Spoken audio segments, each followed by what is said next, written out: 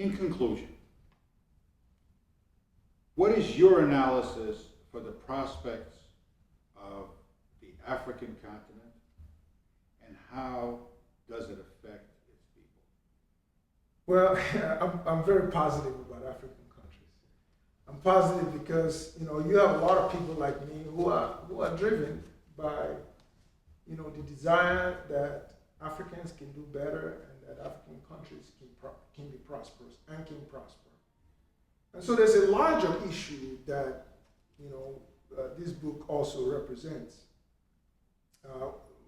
The Africa in diaspora is looking to the African continent because that is the ultimate link of their heritage. They're looking to the African continent to rise up. Just like the Chinese in diaspora looked to China to rise up. And the moment the Chinese started to rise up, they were able to meet them with ideas, with concepts. The concepts of compensatory trade that China used in the beginning of its industrial climb was not developed in China. They had no idea how it works. It's in my book. It was actually brought by overseas Chinese to the Chinese. And they said, well, you don't have any money, so you can't really build new industries. But here's how you can do it. Use your labor. Let Western companies bring their factories, bring their designs, bring everything, and then you give them labor, give them land, they'll export the goods back. And that way you will own the industry after a while when you pay for the industries by exporting goods to them, right? You own it. And so I'm totally optimistic that the light will go on. And with efforts like this, I have had a tremendous interest in this line and this genre of developing African countries going on now about 3 decades. And so for me, this is my life's work. And there are many others that think in this particular matter. Our company, African Trade Group, we want that company to be an integral part of helping to create the transition from Africans being import societies to being export-oriented societies. And I think we can succeed. And my feeling about African countries and Africa in general is very bullish. I think Africa is on the rise, and nothing can or will stop it.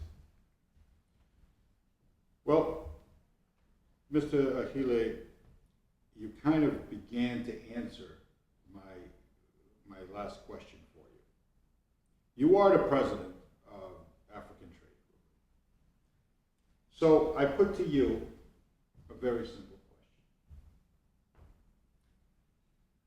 What is it about the inertia, the drive, and the forethought that was put in for the African Trade Group by you that will make you very successful where others have not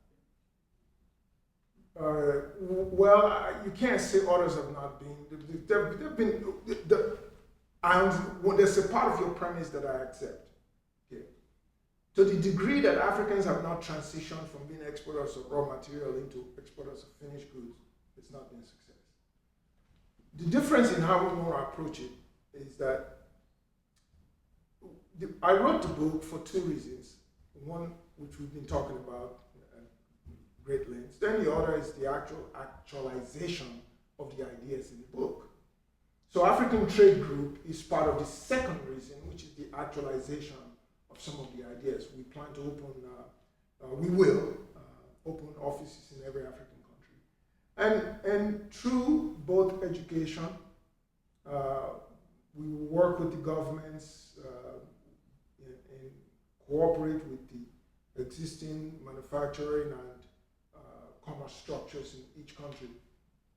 Because what is needed is a transition from the mindset that the only way to make money is to import into a country. To people starting to think, okay, we can actually make money also by exporting from a country.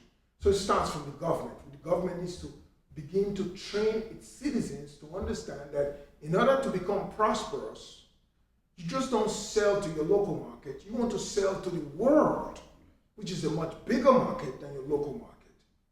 And our role there is to help educate and then provide brokerage services where if a person expresses interest in producing coffee for export, producing oil for export, whatever it is, we can then help them by providing expertise, equipment, and so on and so forth, and help them shepherd that industry to actualization. And then we will also be involved in helping them market the products from that industry in the world. So we can export the products from that factory or plant that we help create through our brokerage services. That's different than a lot of people have ever done it. In fact, I don't know if anyone has ever really done that. That means we can bring factories, steel plants, and help a country, 3 countries joining together, for example, and build an integrated steel industry. And we can help them by providing both the expertise, the equipment, and all, and then be involved in helping market the resultant steel products around the world. So we want to do that through a broad range of industrial sectors, but our primary initial emphasis will be helping African countries create the transition so that they are no longer exporting raw commodities, and in every case possible, exporting either completely value-added, meaning finished products, Yes. cocoa to chocolate, for example, Yes. or something that is value-added 2 or 3 levels beyond the raw material stage. And I think because of the uniqueness of the strategy, because of the fact that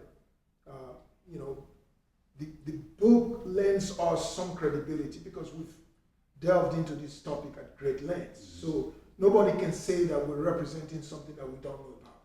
In this case, we know very well about it. That's why we wrote about it. And so I think that differentiates our approach from any approach that's been done before. Well, very good. It's been a pleasure. Pleasure so mine.